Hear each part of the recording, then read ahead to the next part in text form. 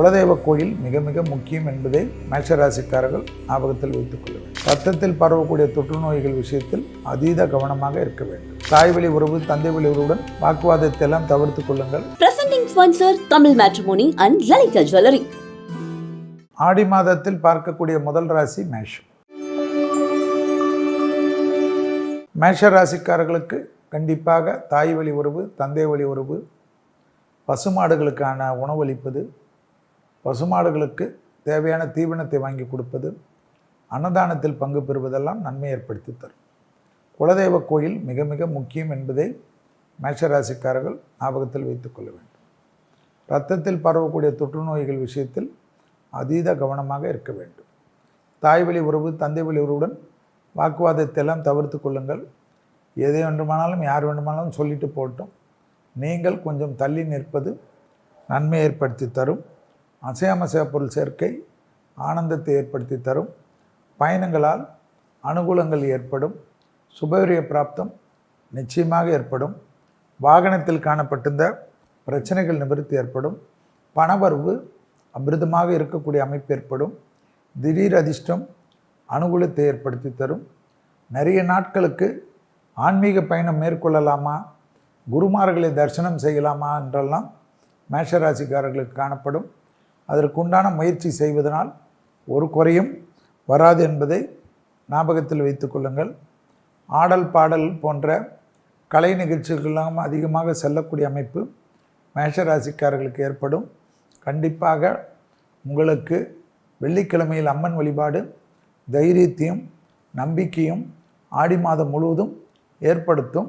எனவே வெள்ளிக்கிழமையில் ஏதாவது ஒரு கோயிலில் போய் உட்கார்ந்து கொள்வது பெரிய பலத்தையும் பெரிய சந்தோஷத்தையும் மேஷராசிக்காரர்களுக்கு ஏற்படுத்தும்.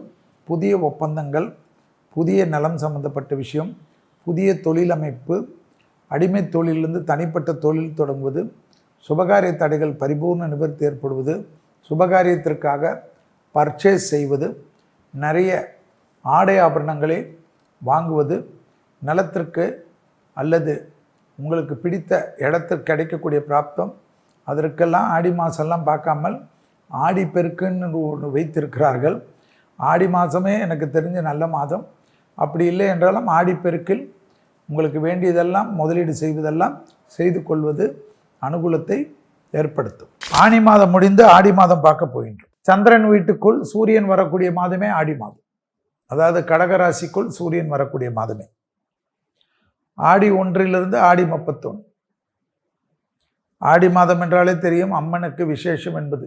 ஆடி மாதம் என்றாலே தெரியும் எல்லா தெய்வங்களுக்கும் திருவிழா போல் காட்சி அளிக்கக்கூடிய ஒரு பாட்டும் சத்தமும், ஊர் மக்களில் காப்பு விழாவிலிருந்து எல்லாமே, உறவினர்களை சந்திப்பது, நண்பர்களை சந்திப்பது, குலதெய்வத்தை சந்திப்பது, குலதெய்வத்துக்கு படையலிடுவது என்று மக்களுக்கு ஒரு தெம்பையும் பெண்களுக்கு ஒரு சந்தோஷத்தையும் கொடுக்கக்கூடிய, பெண்கள் புகழ் பரப்பக்கூடிய மாதம் ஆடி மாதம். 17/7/2025 முதல் 16/8/2025 வரை உள்ள இந்த ஆடி மாதத்தில் மேஷம் முதல் மீனம் வரை உள்ள ராசிக்காரர்களுக்கு பலன்கள் எப்படி இருக்கு என்று பார்ப்பதற்கு முன்பாக ஆடி மாதத்தை பற்றி நிறைய விஷயங்கள் பஞ்சாங்கத்தில் இருக்கு.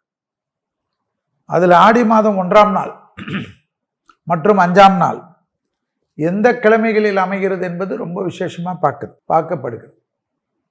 அந்த வகையில் இந்த விஸ்வாவசு வருடத்தில் ஆடி மாதம் 1ஆம் தேதி என்பது வியாழக்கிழமை. இந்த அமைப்பின்படி மழையின் அளவு உலகம் முழுவதும் அதிகரிக்கும் காட்டுது. உலகத்தில் பெருமளவு வெள்ள பாதிப்புகள் காட்டுது. அது வளர்ந்த நாடெல்லாம் நம்ம ஏற்கனவே சொன்னது தான். அமெரிக்காவிலெல்லாம் பெரிய சேதங்கள் வரும். நினைத்து பார்க்க முடியாத சேதங்கள். இயற்கை ஒரு மாநிலத்தை உண்டிலன்னு ஆக்கிவிட்டு இனி இயற்கையின் கோர தாண்டவங்கள் 2031 வரை கடுமையாக தான் இருக்கும்.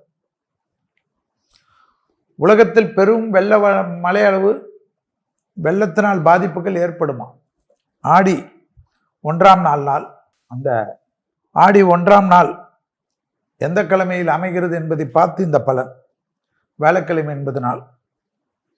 அதேபோல் தீயினால் காற்றினால் பெரும் சங்கடங்கள் ஏற்படுமா? அரசுக்கு வரி விதிப்புகளால் வருமானம் அதிகரிக்குமா? ஆனால் மக்களுக்கு மூச்சு விடுவதற்கே சிரமமாக இருக்குமா வரியங்களால்? சாலை பாதுகாப்பு அதிகரிக்கக்கூடிய காலகட்டம். விபத்துகள் தொடர்ச்சியாக அதிகரிக்கலாமா. இஸ்ரேல் பாலஸ்தீனம் கடுமையாக பாதிக்கப்படக்கூடிய காலகட்டம். அயல்நாட்டில் சிறுபான்மையருக்கு பெரும் தீங்குதல் தாக்குதல்லாம் காணப்படுமா. ஆன்மீகத்துறையில் மட்டும் வளர்ச்சிகள் காணப்படும். குருவாரத்தில் இந்த ஆடி 1 ஆரம்பிப்பதாம். அதே போல் ஆடி மாதம் 5ஆம் தேதி திங்கட்கிழமையில் வருகிறது. இந்த அமைப்பின்படி இந்த ஆண்டில் விவசாயம் பெருகும். கால்நடைகள் பெரிய வளர்ச்சி ஏற்படும். அதே சமயம் விஷ ஜந்துக்கள், பாம்பு, தேல், பூரான், கருவண்டு, சிலந்தி போன்ற விஷப்பூச்சிகள், வௌவால், கீரி, தவளை போன்றவையெல்லாம் அதிகரிக்கப்படக்கூடிய காலகட்டம். அதீத பெருக்கத்தை ஏற்படுத்துமா. கம்பளி பூச்சி, வெட்டுக்கிளி பூச்சிகளால் பயிர்களுக்கு பெரிய பாதிப்புகள் ஏற்படுமா. புதிய சட்டங்கள் தீவிரவாதத்திற்கும் தீவிரவாத செயல்களுக்கும் யூடியூபுகளுக்கெல்லாம் ஏற்படக்கூடிய காலகட்டம் ஏற்படுமா. யூடியூப்பில் எதை வேணுமானாலும் பேசலாம், எதுக்கும் வரைமுறை இல்லாமல் யாரை பற்றியும் பேசலாம் என்பதற்கெல்லாம் கடுமையான சட்டத்திட்டங்கள் உருவாக்கப்படுமா. அதே போல் எல்லை பாதுகாப்பு பெரிய அளவுக்கு அதிகரிக்கப்படக்கூடிய அமைப்பு. நிறைய கவர்மெண்ட் செக்டாரில் இந்த வேக்கன்சிஸ் எல்லாம் முழுவதுமாக லட்சக்கணக்காக இருக்கக்கூடிய வேக்கன்சிக்கெல்லாம் ஆள்கள் போட வேண்டிய நிர்பந்தம் ஏற்படும். இதெல்லாம் இந்த ஆடி மாதம் 1ஆம் நாளுக்கும் ஆடி மாதம் 5ஆம் நாளுக்கும் எந்த கிழமைகள் வருவதற்கு உலகத்தில் காணப்படக்கூடிய அமைப்பு. பெரும் வெள்ள சேதங்கள் காணப்படுவதெல்லாம் காணப்படுகிறது. இந்த மாதத்தில் வரக்கூடிய விசேஷம் பார்த்தீங்கள் என்றால் ஆடி கிருத்திகை, ஆடி பெருக்கு, ஆடி அமாவாசை, ஆடி பூரம், வரலட்சுமி விரதம் என பல பண்டிகைகள் அணிவகுத்து வரக்கூடிய மாதம். பொதுவாக ஆடியை பீடை மாதம் என்று சொல்வார்கள். அது யாரோ எந்த காலகட்டத்தில் ஏதாவது சரியான செம்மத்தியான அடி வாங்கினதுனால அது பீடை மாதம் அவர்கள் சொன்னது அப்படியே வழிவந்து விட்டு. ஆடி மாதம் லக்ஷ்மி கடாட்சம், அஷ்டலக்ஷ்மி கடாட்சம். ஆடி மாதத்தில் முகூர்த்தமே நிறைய பேர் வைக்க மாட்டார். ஆனால் சமுதாயத்தில் உயர்ந்த சமூகம் என்று சொல்லக்கூடிய பிராமண சமூகத்தினுடைய அத்தனை நல்ல விஷயங்களும் ஆடி மாதத்தில் தான் நடைபெறுகிறது என்பதை நினைவில் வைத்து கொள்ள வேண்டும். அப்போ என்ன விஷயம், நம்மளுடைய ஆடி மாதத்தை உயர்ந்த சமூகம் என்று சொல்லக்கூடிய பிராமண சமூகம் கொண்டாடுகிறது என்றால் நம்மளுடைய சமூகம் அதையே கொண்டாடவில்லை என்று பார்க்க வேண்டும். ஏனென்றால் ஆடி மாதத்தில் அத்தனை தெய்வ கடாட்சங்களும் கிடைக்கக்கூடிய அமைப்பு. ஆடி மாதத்தில் லேண்டை ரெஜிஸ்டர் செய்வது பண்ணுவது தப்பு, பால் காய்ச்சுவதெல்லாம் மாற்றி கண்டிப்பாக உங்களுக்கு பிடித்த அம்மனை நினைத்து ஆடி மாதத்தில் வரக்கூடிய காலகட்டத்திலெல்லாம் விசேஷங்களுக்கு பஞ்சமில்லாமல் எல்லாமே ஒன்றன் பின் ஒன்றாக காலம் மாறுகிறது. நிறைய மாற்றங்கள் வருது.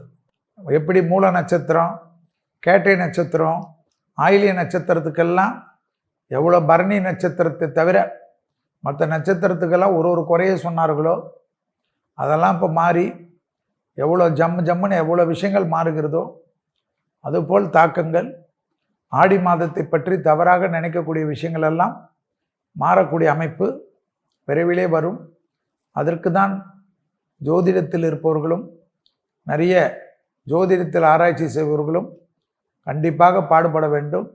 எப்படி திருமணத்தில் பொருத்தங்களுக்கு மட்டும் முக்கியத்துவம் இல்லாமல் ஸ்தான பலங்களுக்கும் பார்வை பலங்களுக்கும் முக்கியத்துவம் கொடுத்து திருமணத்தினுடைய அமைப்பில் பொருத்தங்களை பற்றி நிறைய டிபேட் வருவதை போல் ஆடி மாதத்தை பற்றியும் நிறைய டிபேட்டுகள் வரக்கூடிய காலகட்டத்தில் வரும்.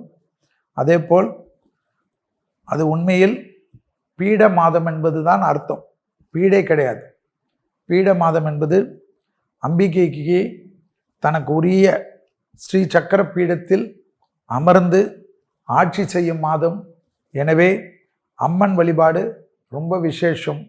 அம்மனுடைய பீடத்திற்கெல்லாம் வலிமை சேர்க்கக்கூடிய மாதம் என்பதை பீடம் மாதம் என்பதை சொல்வதற்கு பீடை மாதம் என்று மாற்றி ஆடி மாதத்தையே அல்லோலப்படுத்தியவர்களெல்லாம் வரக்கூடிய காலகட்டத்தில் அதுவும் நிச்சயமாக மாறும்.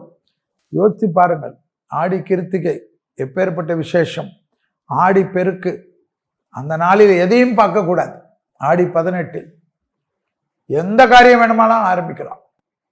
அப்பேற்பட்ட ஒரு அற்புதமான மாதம்.